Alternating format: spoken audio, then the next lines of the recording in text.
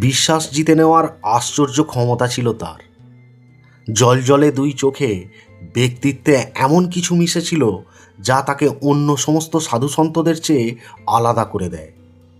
এই আশ্চর্য ক্ষমতাতেই মজেছিলেন আলেকজান্দ্রা।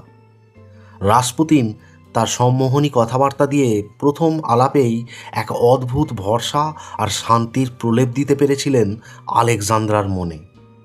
সেই বিশ্বাস ভরসায় কখনো চিড় ধরেনি। প্রাসাদের ভিতরে রাসপুতিনের জীবনযাত্রায় তাকে আদ্যন্ত রাশিয়ার কৃষক সমাজের প্রতিনিধি বলে মনে হলেও প্রাসাদের বাইরে পানাশক্তি, মারামারি, ভাঙচুর, নারীসঙ্গ এবং মহিলাদের কুপ্রস্তাব দেওয়ার ঘটনা ক্রমশ বাড়তে থাকে। এমনকি সে সময় তার স্তাবকের দল রাশিয়ার প্রত্যন্ত গ্রাম থেকে বাছাই করা ভার্জিন মেয়েদের ধরে আনত বিকৃতকাম সাধু রাসপুতিনকে রাতের প্রসাদ নিবেদন করার জন্য। ভয়ঙ্কর রকমের যৌনাচার চালিয়ে সেই সব কিশোরী যৌনদাসীদের মূত্র থেকে শুরু করে তার বীর্য এবং এমনকি বিষ্ঠা বা মল পর্যন্ত জোর করে খাওয়াতো।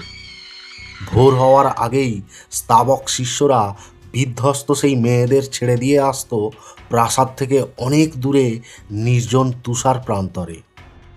কিন্তু বহু অভিযোগ জমা পড়লেও সম্রাট রাসপুতিনের ব্যাপারে অবিচল থাকেন। সম্ভবত রানী আলেকজান্দ্রা ক্ষুব্ধ হবেন ভেবেই। রাসপুতিনের কেচ্ছার রঙিন খবর তখন উঠছে লোকের মুখে মুখে।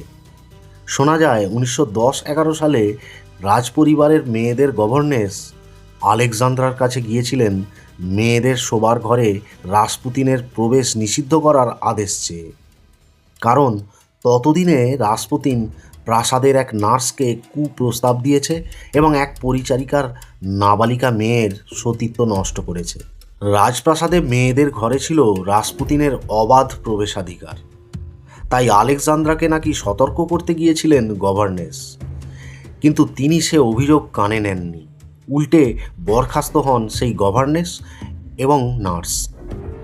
আরও শোনা যায় কে বা কারা একবার মহিলাদের সঙ্গে রাসপুতিনের কিছু ঘনিষ্ঠ মুহূর্তের ছবি তুলে তাকে ব্ল্যাকমেইল করে।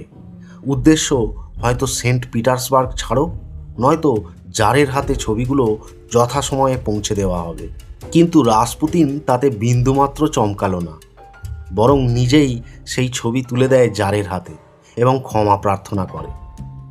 ক্ষমাই করেছিলেন নিকোলাস। এমনকি তিনি বন্ধুদের হিতোপদেশ, পুলিশি রিপোর্ট সহ যাবতীয় প্রমাণ অগ্রাহ্য করেন আলেকজান্দ্রার কথা ভেবে।